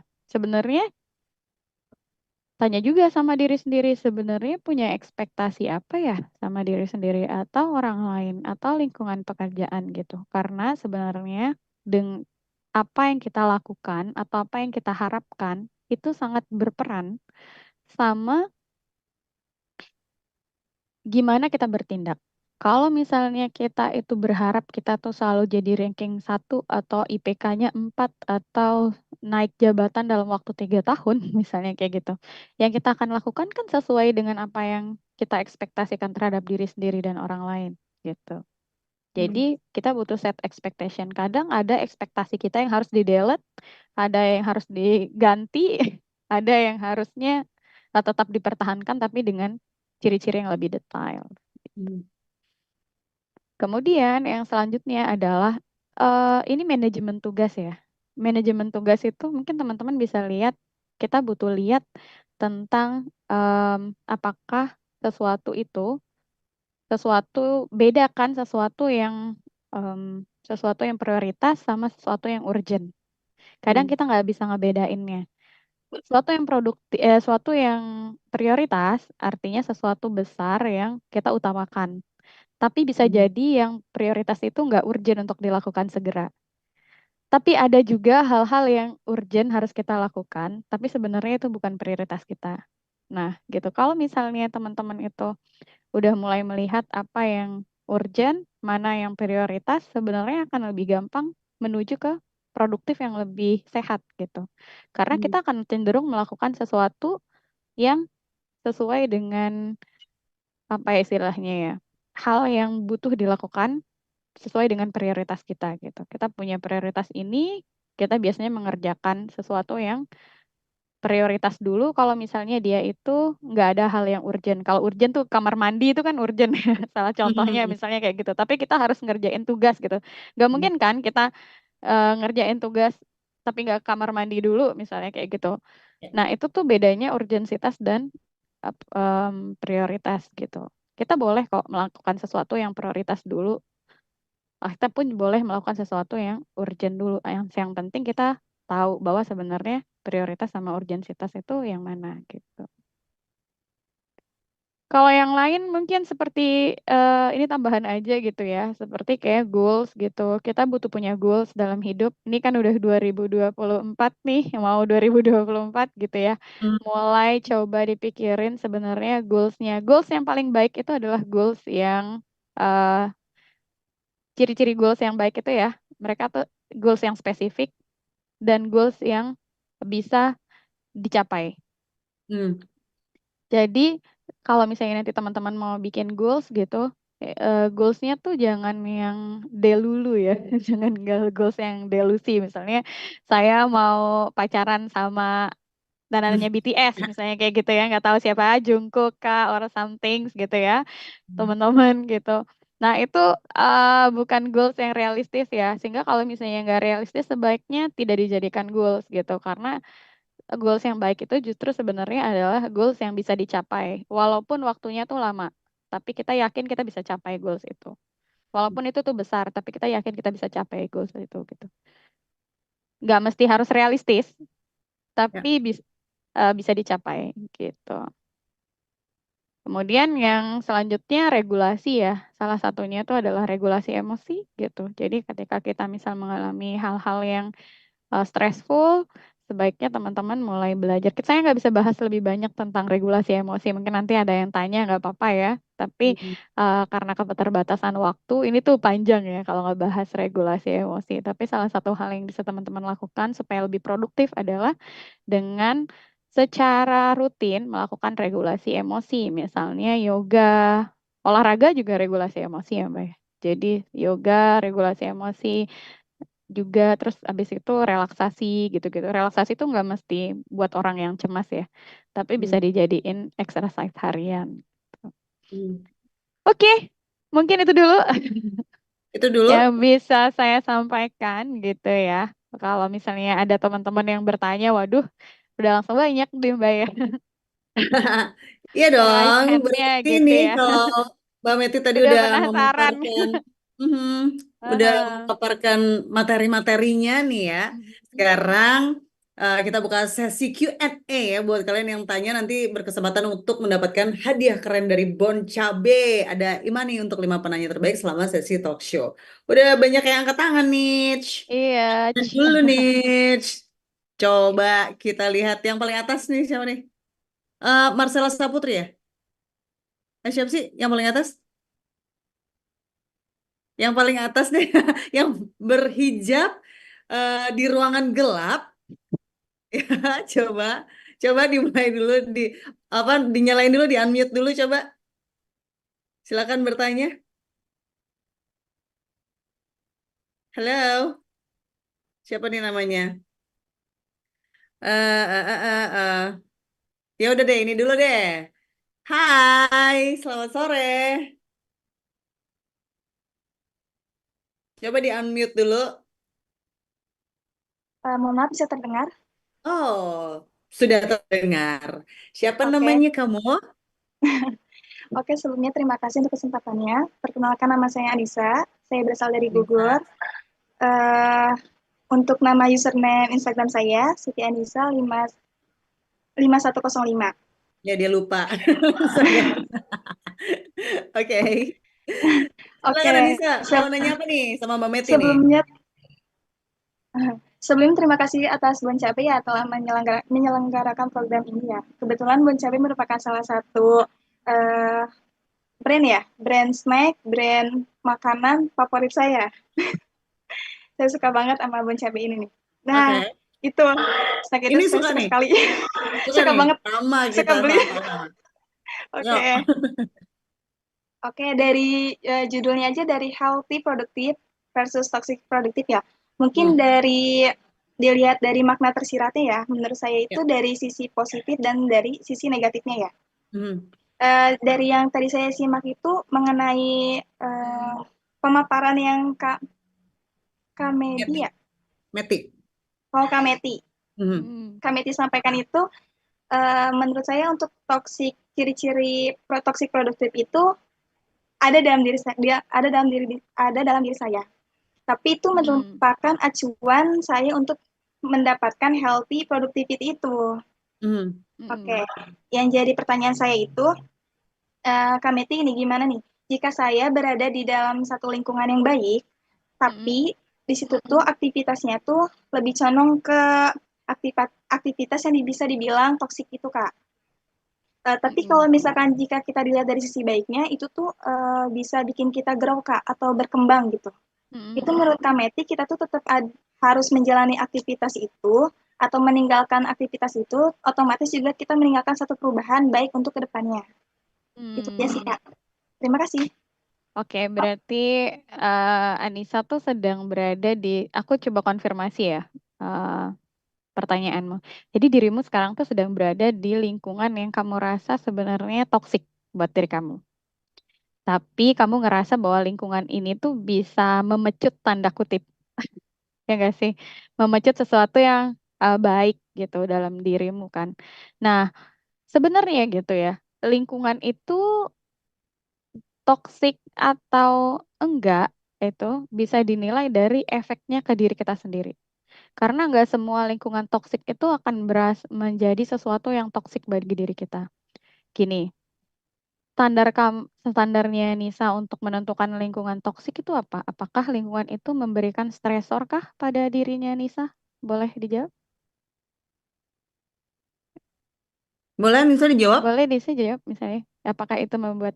Ini biasanya kita ngobrol ya. Kayak konseling malah jadinya. Kapan lagi bisa konseling gratis ya kan? Kapan lagi udah nih. Silakan Oke. Anissa. Kenapa itu Lingkungan, kamu nilai sebagai sesuatu yang toksik gitu lingkungannya tuh sebenarnya? bukan lingkungannya sih, Kak, kayak lebih ke aktivitasnya, kegiatannya. Apa itu misalnya kegiatannya boleh Misalnya di-share gak? kayak nongkrong-nongkrong yang ngabisin waktu, tapi kalau misalkan dilihat dari sisi baiknya itu kita bisa dapetin relasi nih, Kak. Terus dapetin kalau dengan cara kita ngobrol sama orang lain itu kita bisa dapetin pandangan baru gitu, Kak. Untuk kedepannya kita ngejalanin suatu aktivitas lagi, Kak. Atau apa. Mm-mm. Mm-mm. Gitu. Mm-mm. Jadi gimana Kak Meti? Ini Nah, ini sering terjadi ini di sering terjadi, kalangan anak muda, di bener kan? kalangan Kalau related ditanyain emang. nongkrong ini buat mengembangkan relasi nih gitu. Cuman bener kalau tapi kan kita nggak bisa tahu ya. Kayak misalnya ketemu sama siapa, apakah ini benar-benar Apakah ini akan menghasilkan atau enggak gitu kan? Emang harus dicoba semuanya gitu kan? Tapi ya waktu dan uang lagi-lagi juga habis. akan Jadi sebenarnya gitu ya, kalau teman-teman tuh mau ngambil keputusan, nggak tentang ini doang. Ini mungkin mepet ke hal yang lain ya, karena ini lebih tepatnya tuh ketika kita decision making something good, ini tuh good buat kita apa enggak gitu. Hmm. Nah, ini mungkin rada memper ke yang lain ya, bukan tentang healthy atau toxic productivity lagi gitu. Tapi tentang gimana sih cara kita mengambil decision yang sehat bagi diri kita. Cirinya tuh ada 3. Jadi saya itu nggak bisa memberikan jawaban kamu sebaiknya nggak usah main sama temanmu atau kamu sebaiknya pergi aja, itu nggak bisa gitu karena apa yang terjadi di hidup saya itu akan berbeda dengan apa yang terjadi di hidup orang lain. Mungkin bagi saya nongkrong itu nggak bagus, mungkin bagi kamu itu benefitnya lebih banyak. Sehingga ini problem tentang kita gimana cara kita membuat suatu keputusan yang healthy, yang sehat bagi hidup kita. Ciri-ciri keputusan ya, kebelibet. Keputusan yang sehat itu ada 3 nih. Kebetulan ini bagus banget ya buat kaula muda gitu ya. Yang pertama gitu, kalau kamu mau ngambil keputusan itu tuh nggak dalam keadaan emosi yang overwhelm atau banyak. Misalnya kamu lagi kesel sama teman kamu, ketika kamu nongkrong terus kamu kesel karena mereka kok isinya toxic semua, ngomongin orang lain gitu, benefitnya lebih sedikit. Nah itu kan kita lagi emosi ya, kita lagi nggak bisa berpikir jernih. Jangan ngambil keputusan gitu, karena kecenderungan ketika kita ngambil pas kita lagi sebel sama tongkrongan kita, keputusan yang akan kita ambil ya pasti akan ujung-ujungnya pergi gitu kan sebenarnya. Jadi Oke. nanti kita nggak akan bisa memilah mana keputusan yang lebih sehat gitu. Kemudian yang kedua, cara cara menentukan mengambil keputusan itu, yang kedua adalah kamu membandingkan mana positif dan negatifnya. Mana yang sebenarnya lebih benefit buat diri kamu. Jadi kamu tuh sebenarnya merasa lebih banyak buang-buang waktu nggak di tongkrongan ini gitu ya, di berteman ini dibandingkan sama benefit yang kamu dapat. Kalau misalnya kamu merasa nongkrong ini gitu ya, atau bertemu dengan mereka ini lebih banyak positifnya dibandingkan negatifnya gitu kan ya, berarti lebih berarti kan sebenarnya lebih banyak benefitnya adalah bareng sama mereka gitu, Ya. ya kan gitu. Tapi kalau misalnya kamu ngerasa oh kayaknya nih aku dapat benefitnya tuh cuman pandangan, terus itu pun pandangannya kan pasti personal sih ya, nggak bisa kan semua hal yang orang lain lakukan kita juga mau lakukan gitu. Terus relasi, nah relasi ini sebenarnya posisinya di hidup kamu tuh seperti apa? Apakah relasi ini menentukan masa depan kamu kah, atau relasi ini tuh as entertain gitu, as human connection? Karena nggak kayak saya ekstrovert ya, sehingga ketika saya bertemu dengan orang lain, saya itu merasa positif. Saya itu hal yang menyenangkan bagi saya. Tapi bagi orang yang introvert, mungkin relasi itu bukan sesuatu yang menguntungkan. Human connection itu sesuatu yang melelahkan bagi bertemu dengan hal baru gitu ya. Orang-orang baru itu mungkin nggak menyenangkan gitu. Sehingga coba lihat ke diri kamu sendiri. Benefitnya lebih banyak mana? Pilihlah sesuatu yang benefitnya lebih banyak gitu. Ini saringannya ada 3 ya. Saringan yang ketiga itu adalah tanya sama diri sendiri. Keputusan mana yang paling tidak akan kamu sesali? Kamu lebih menyesal kalau nggak punya relasi sama mereka, atau kamu lebih menyesal kalau apa gitu. Jadi setiap ngambil keputusan, ciri-ciri keputusan yang sehat itu bisa ditentukan oleh 3 hal ini, gitu.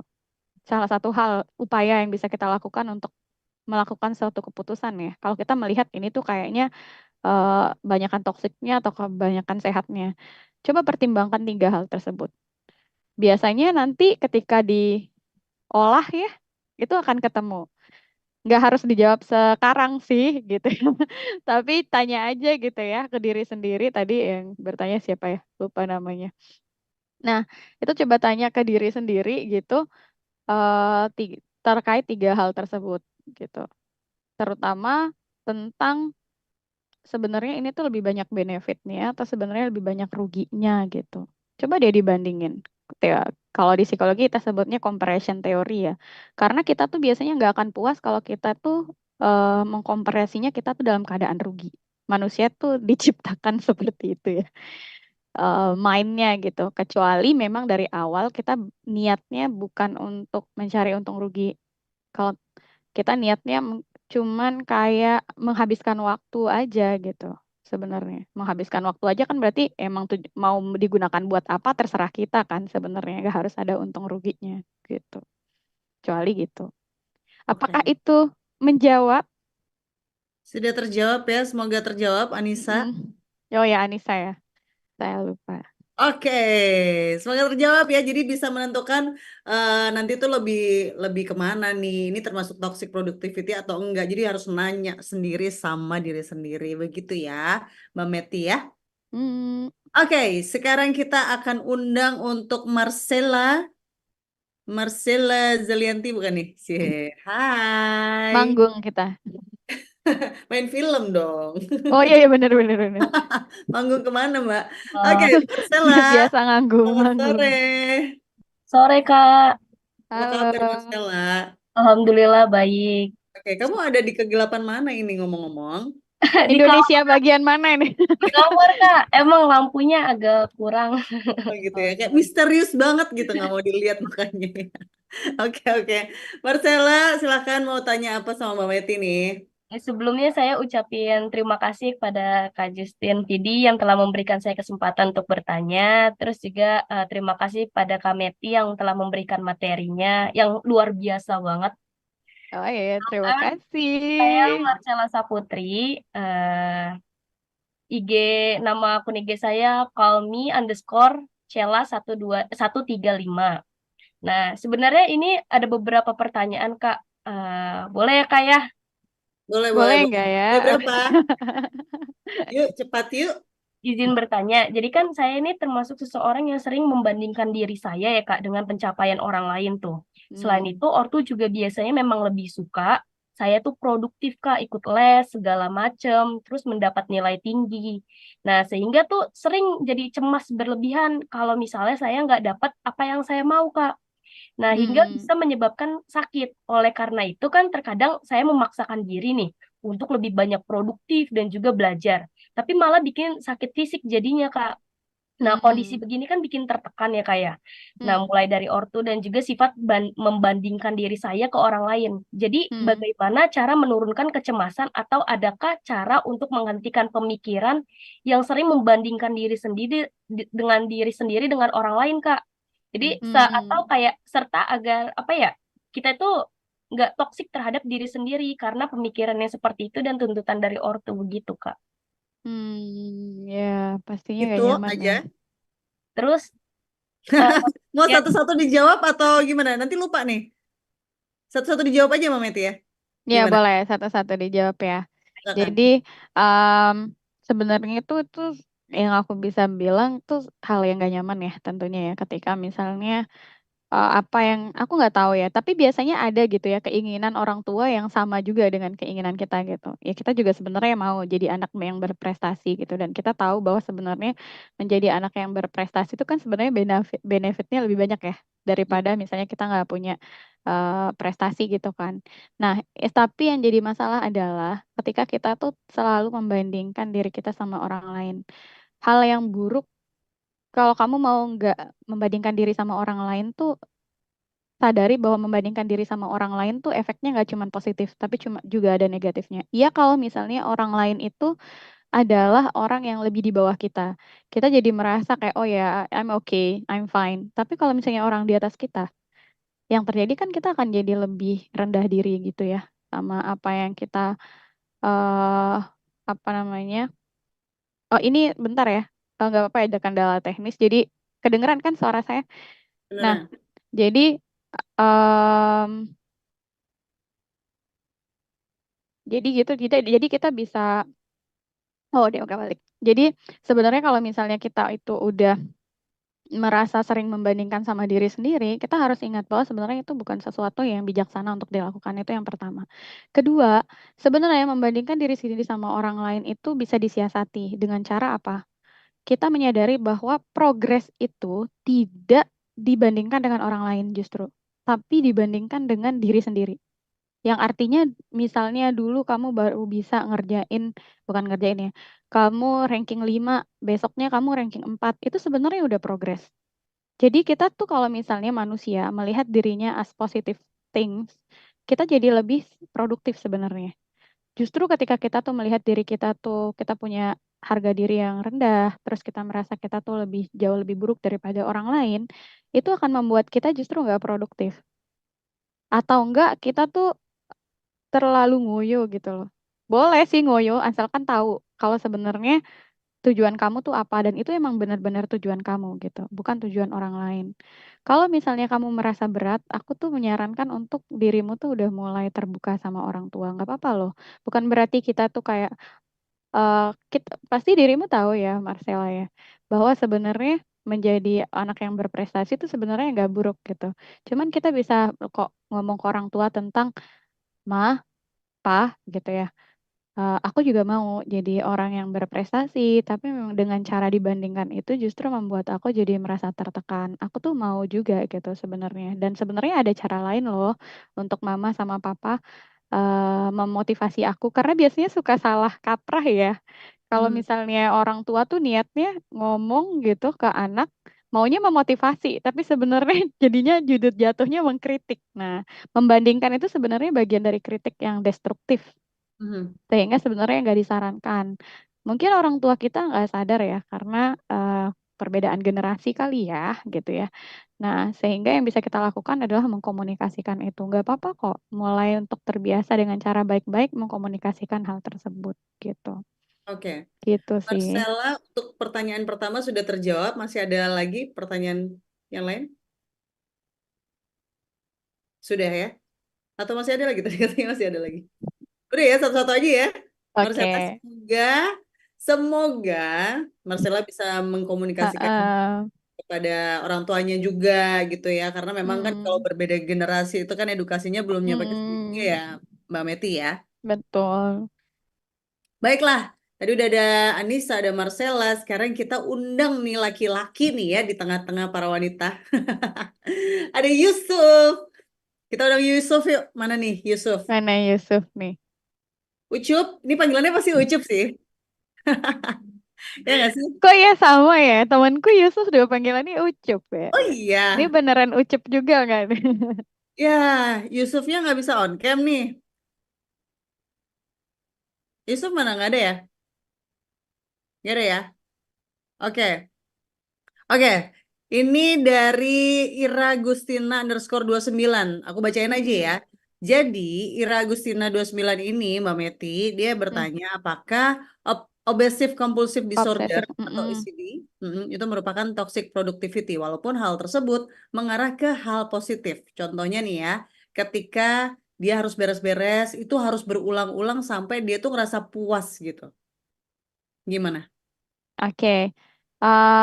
Sebenarnya gitu ya, salah satu toxic productivity itu adalah salah satu ciri doang gitu. Jadi nggak mesti orang yang toxic productivity itu dia OCD. Itu dulu yang perlu dipahami. Karena OCD itu sebenarnya emang ada asesmennya dan yang boleh mengasesmen itu adalah professionals. It's mean dia psikolog ataupun psikiater. Dua psikolognya pun nggak bisa psikolog yang selain klinis ya. Karena yang boleh menegakkan diagnosa OCD itu adalah orang yang psikolog klinis.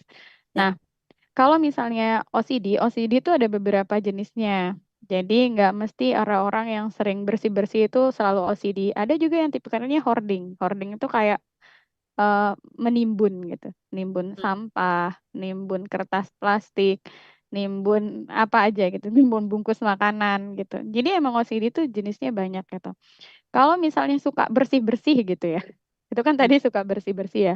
Kalau misalnya eh mana sih orangnya ada nggak ya di sini? Karena emang butuh sesuatu yang lebih jelas sih. Kalau misalnya bersih-bersihnya itu berulang, sampai puas, bisa jadi kemungkinannya tuh ada dua gitu. Emang orangnya bersihan ya kan, sehingga harus dibersihkan berulang-ulang. Standar kebersihan orang-orang tuh kan berbeda-beda ya, sehingga bisa jadi yang kamu lakukan, kamu ulang-ulang itu bisa jadi bukan bentuk dari OCD. gitu. Bisa jadi karena memang standar kebersihan kamu aja yang lebih lebih apa ya, lebih bersih daripada orang lain gitu. Cuman memang salah satu ciri orang obsesif kompulsif itu adalah dia itu sangat terobsesi dengan sesuatu, namanya obsesif ya. Jadi sangat terobsesi dengan sesuatu hal gitu. Dan Hmm. dia melakukan itu dengan sesuatu yang kompulsif. Kompulsif itu artinya kalau dia nggak melakukan itu, dia tuh stres Hmm. gitu. Jadi biar sekalian saya memberikan tentang gangguan, biar gak gampang, kayaknya aku OCD deh, karena suka beres-beres. Enggak juga gitu loh. Karena kalau misalnya kita tuh cemas, kalau misalnya nggak melakukan itu. Makanya hal-hal yang obsesif itu dilakukan untuk menghilangkan kecemasannya. Sesuatu yang kompulsif berarti kan menghilangkan kecemasan kayak yang tadi aku bilang itu. Menghilangkan kecemasan gitu. Sesuatu yang obsesif itu dilakukan bersih-bersih berlebihan apa berlebihan obsesif lah gitu. Obsesif kan berarti berlebihan ya. Untuk menghilangkan kecemasan atau rasa stres. Kalau misalnya itu enggak menghilangkan stresnya tapi untuk puas gitu ya, untuk apa namanya, untuk mendapatkan kepuasan supaya ruangannya bersih, probably bisa jadi itu bukan OCD, tapi standar kebersihannya yang tinggi gitu. Kalau selama kamu tuh nggak melakukan sesuatu secara kompulsif, sebenarnya itu nggak termasuk dalam OCD ya, Ya, ya, ya, ya. gitu. Oke, semoga terjawab ya Ira Mm-mm. Gustina underscore 29 ini kayaknya apa namanya Instagramnya ya. Terus kita akan kembali lagi ke Yusuf ya, karena Yusuf ini saya bacain aja deh, Yusuf. Muhammad Yusuf Afarabi underscore Oh, Alfa Arabi panjang ya. Oke, pertanyaan dari Yusuf adalah Mbak Meti, kita ini mm-mm. sudah terjebak dalam toxic productivity. Mm-mm. Oh, dia bilang jika kita sudah terjebak dalam toxic productivity, apa yang Mm-mm. harus kita lakukan dan bagaimana langkah-langkah yang harus kita jalani sehingga toxic productivity ini berubah menjadi healthy productivity. Gimana tuh, Mbak Meti? Nah, kalau misalnya teman-teman itu udah, oh kayaknya nih aku toxic nih, toxic productivity. Yang pertama itu butuh sadar. Hmm. Ini benar sih, butuh sadar. Itu adalah sesuatu, orang itu nggak bisa pindah ke healthy productivity kalau dia nggak sadar apa yang dia lakukan itu adalah sesuatu yang toxic. Hmm. Cara menyadarinya itu apa? Pertama, rasa tidak nyaman. Sesuatu yang toxic pasti nggak nyaman. Entah orang itu ada teman kita yang toxic. Jarang loh kita nggak menyadari teman kita yang toxic. Ada juga kita mendinai kalau dia itu toxic. Begitu juga Jadi dengan toxic relationship ya. begitu juga dengan toxic relationship gitu. Jadi sebenarnya gitu, yang pertama itu adalah menyadari. Menyadari hal-hal yang sebenarnya kita rasa toxic productivity gitu. Kalau udah sadar berarti gitu ya, sekarang waktunya menetapkan boundaries atau batasan. Hmm. Bikinlah itu batasan-batasan gitu ya, entah batasan secara personal, entah batasan pekerjaan, dan memaklumi hal-hal yang dan memahami tentang toxic, bukan toxic, memahami tentang healthy productivity yang 6 tadi. Hmm. Kalau misalnya kita ngerasa kita tuh toxic productivity, berarti kita lihat dong kalau healthy productivity apa aja nih. Oh, berarti ada 6 hal itu. Hmm. Beralihlah ke hal-hal yang awalnya eksesif atau berlebihan gitu ya Hmm. dan memenuhi hal-hal lain yang 6 itu secara balance. Hmm. Nah, ketika kita itu udah bershifting dari productivity versi job itu maksudnya kayak cuan-cuan-cuan atau enggak sibuk-sibuk-sibuk gitu. Dan beralih kepada hal yang lebih sehat gitu seperti yang dijelasin tadi, 6 hal tadi, itu lama-kelamaan nanti kita akan beralih kok. Lama-lama dari yang awalnya kita tuh produktivitas yang sifatnya toksik dan mengganggu, kemudian sekarang kita jadi punya target-target nih. Cara paling gampangnya itu adalah kita bikin tabel. Bikin tabel, 6 tabel itu. Misalnya, em, kalau saya gitu ya, kalau mau tahun baru kebetulan ya, 6 Hmm. tabel itu biasanya saya bikinin gitu, healthy. Jadi kalau mau bikin resolusi tuh bikin yang misalnya tentang healthy, tentang relationship, tentang ini gitu. Dan saya tuh pengennya, yang pengen saya usahakan dalam hidup saya itu apa gitu. Jadi misalnya, oh ini saya butuh untuk mengurangi jam terbang, jam praktek. Kadang saya prakteknya akhir pekan, Sabtu, Minggu juga praktek. Mungkin minggunya enggak atau 2 minggu sekali enggak, kayak gitu-gitu. Hal-hal yang kayak gitu sebenarnya. Dan saya menyarankan untuk ditulis ya. Kalau kita cuma ngawang-ngawang aja itu biasanya nggak terlalu mengena gitu. Jadi yang 6 tadi itu dijadiin tabel aja. Nanti Hmm. lama-lama karena kita udah tahu rancangan apa yang tujuan kita mau hidup setidaknya 1 tahun lagi gitu ya. Kita jadi bisa shifting ke hal-hal yang lebih healthy gitu. Baik, Yang kalau begitu. Semoga terjawab ya tadi ya Yusuf ya. Oke, itu tadi ada 3 penanya ya. Dan sekarang kita mau undang buat on cam Abida Ardelia Ritoria.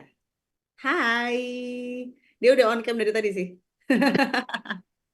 Halo, selamat sore Abida. halo. Abida atau Adiba sih? Abida bener ya?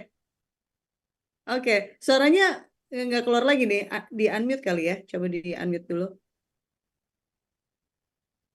Tuh masih belum keluar. Jangan-jangan kayak saya tadi lagi. Coba di unmute dulu Abida. Sudah? Abidah Ardelia Apakah? Ritori. Nah, Oke, itu. udah. Oke, silakan Eh, Abida. Terima kasih Kak atas pemaparannya. Soalnya relate banget sama aku.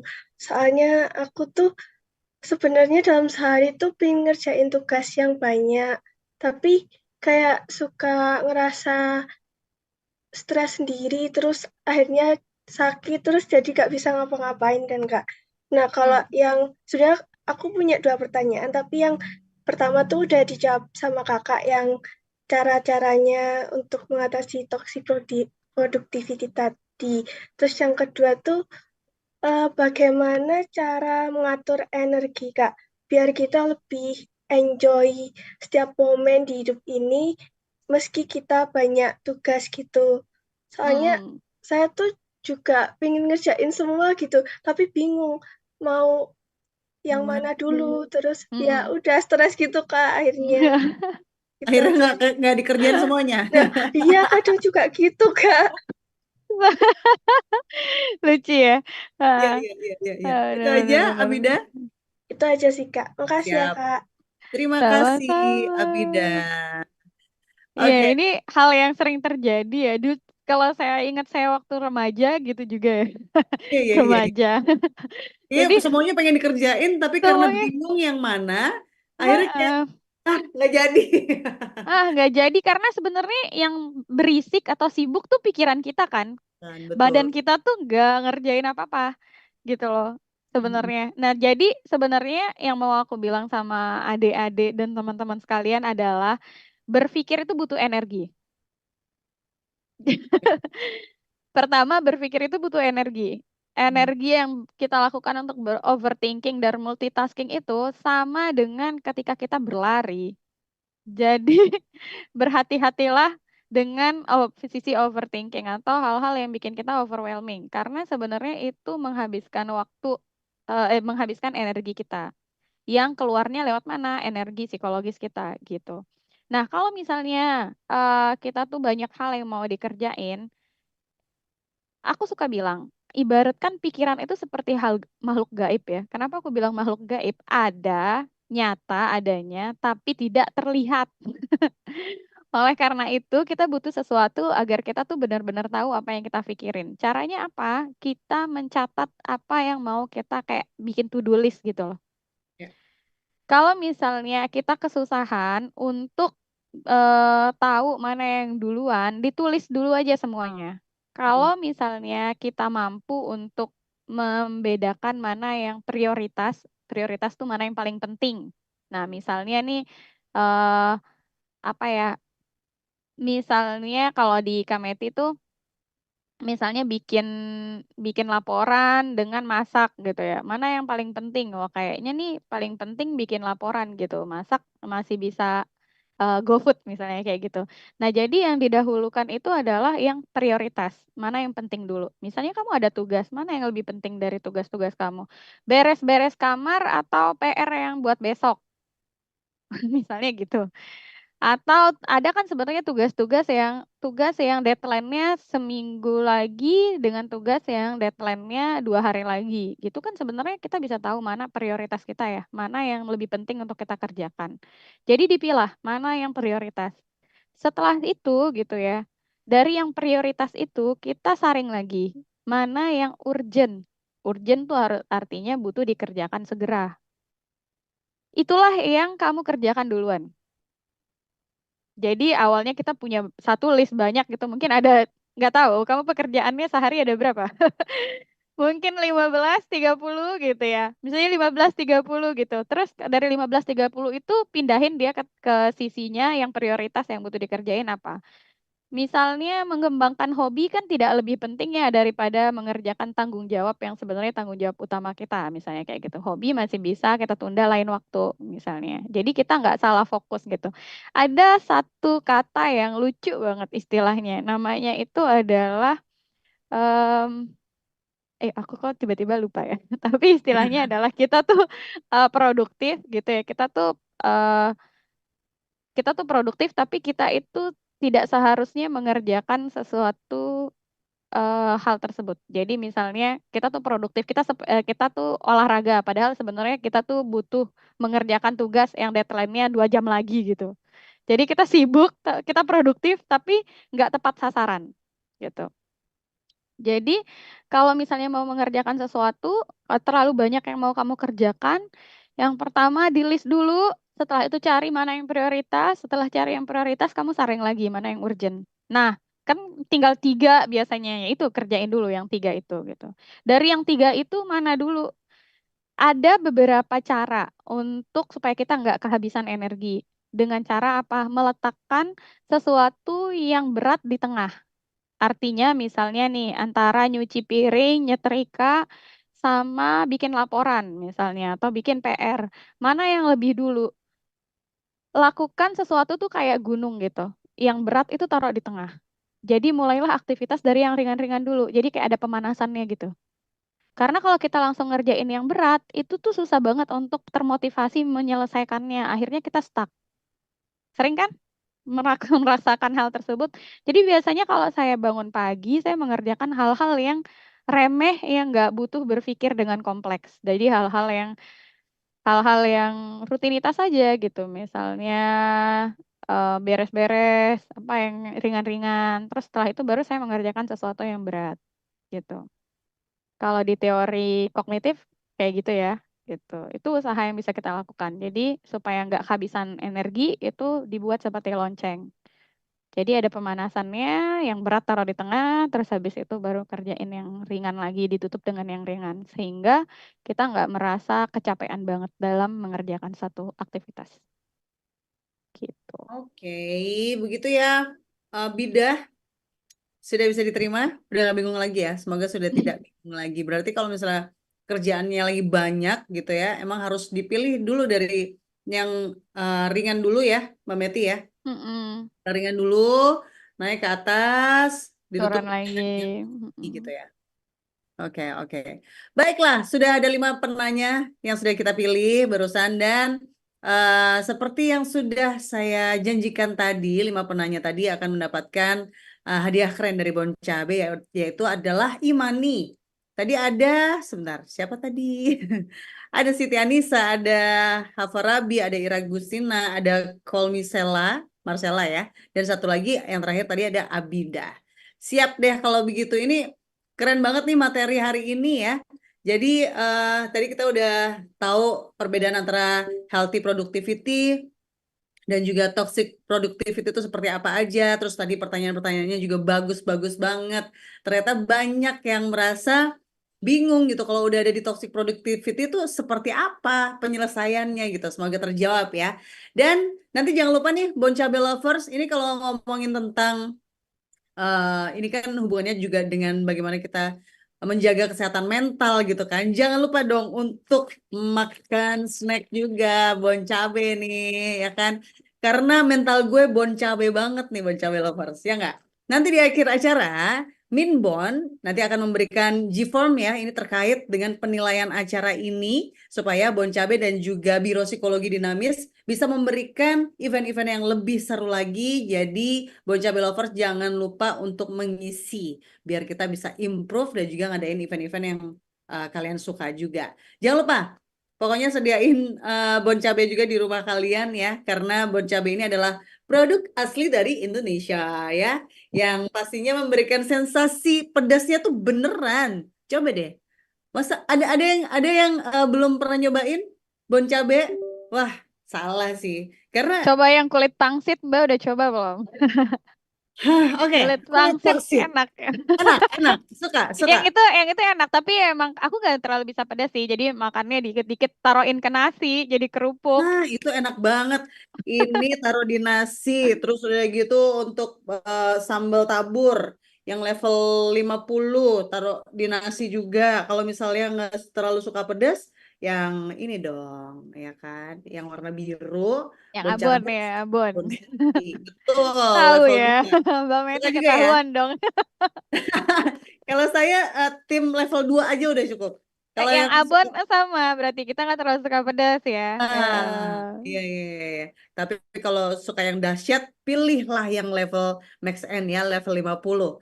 Baiklah, kalau begitu, jadi buat kalian sekali lagi, jangan lupa kalau pengen tahu hal-hal yang seru yang dibagikan sama Bon Cabe, atau ada apa aja sih sebenarnya produknya Bon Cabe ini gitu kan. Langsung aja cek di semua sosial media yang ada dengan kaitan pencarian. Keywordnya adalah @officialboncabe dan pastinya jangan lupa juga untuk follow @biro psikologi dinamis juga. Oke, by the way, sebelum kita berpisah nih Mbak Meti, agenda dari Biro Psikologi Dinamis apa nih? Sebentar lagi mungkin bisa di-share ke Ini Boncabe Lovers. 2 hari lagi nih Kak, akan ada nih. Jadi insya Allah gitu Dinamis akan ada workshop online gitu. Emang Dinamis itu ada workshop bulanan ya, judulnya Insight gitu. Jadi teman-teman tadi yang ada biasanya toxic productivity itu kan berkaitan banget ya dengan kecemasan ya. Kadang kita cemas gitu kan. Nah, di situ tuh ada di agenda Insight gitu ya di tanggal 24 batch-nya ada 2 di tanggal 24 sama tanggal 7 Januari. Temanya bebaskan diri dari kecemasan gitu. Jadi itu event online gitu dan biasanya ada bulanan. Tiap bulan tuh biasanya eventnya beda-beda ya. Mbak Meti ngisinya yang beda gitu. Nah, ini yang ngisi juga teman saya gitu ya. Oke, punya. Kalau misalnya yang ada yang merasa cemas, mungkin bisa ikut itu gitu. Kemudian yang selanjutnya nanti di tahun 2024, siapa tahu gitu ya, yang kampusnya ada di Jogja gitu, Dinamis akan ada melakukan kegiatan Dinamis Goes to Campus di Yogyakarta. Tunggu. Wow, ada nggak nih Boncabe Lovers yang ada di Jogja? Jangan sampai kelewatan ya. Pokoknya kalau misalnya pengen tahu untuk schedule-nya apa aja, langsung aja follow di apa tadi itu Mbak Meti, Biro Psikologi Dinamis. Alright, baiklah. Mbak Meti, ada pesan yang mau disampaikan buat Boncabe Lovers nih ya, terkait dengan materi kita hari ini, dan mungkin juga buat mereka supaya bisa menyampaikan ke orang-orang yang di luar sana juga, khususnya untuk pengelolaan kesehatan mental nih, Mbak Meti. Sebenarnya berkaitan dengan ini tuh saya mau nyampein satu hal aja gitu. Saya suka bilang sama klien-klien saya juga gitu ya. Reframing yourself. Jadi melihat diri kamu tuh secara utuh gitu. See yourself as 100% as a whole. Jadi you are more than what you think. Jangan karena sesuatu hal yang kecil buruk terjadi sama diri kamu terus kamu jadi merasa bahwa diri kamu tuh nggak worth it. Jadi you are more than you think of. Oke? Oh, mati. Mungkin itu sih yang mau aku sampaikan gitu ya, terakhir buat teman-teman di sini gitu. Semoga lain waktu kita bisa ini ya, kita bisa jumpa-jumpa lagi gitu ya. Walaupun gak di sini, ini Bon Cabe alhamdulillah ya udah bisa memfasilitasi. Lain waktu kita jumpa lagi ya. Tapi ini sepertinya Mbak Vidi lagi ini ya, mikrofonnya lagi bermasalah kah suaranya? Nggak kedengeran ya? Halo Mbak Vidi. Iya betul, self love. Ya. love yourself ya. Nah, ini jangan keluar dulu ya teman-teman, karena setelah Oke. ini kita akan ada foto bareng gitu, biar ada kenang-kenangan kita bareng di sini di acara ini. Mungkin saya balik lagi gitu ya ke Mbak Vidi atau enggak Mbak Aul ya untuk Oke. nanti Siap Mbak Meti, terima memandu. kasih Mbak. Ya kayaknya Mbak Vidi lagi ada permasalahan audio ya. Ini mungkin Yep. teman-teman aku izin bisa open cam dulu ya, kita foto bersama.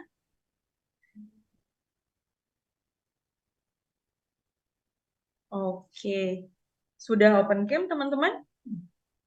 Sudah siap? Ini saya mulai hitung ya. Oke, kita mulai ya. 3, 2, 1. Oke, selanjutnya. 3, 2, 1. 3, 2, 1. Oke, terima kasih buat teman-teman yang sudah open cam. Mbak Vidi sudah kembali?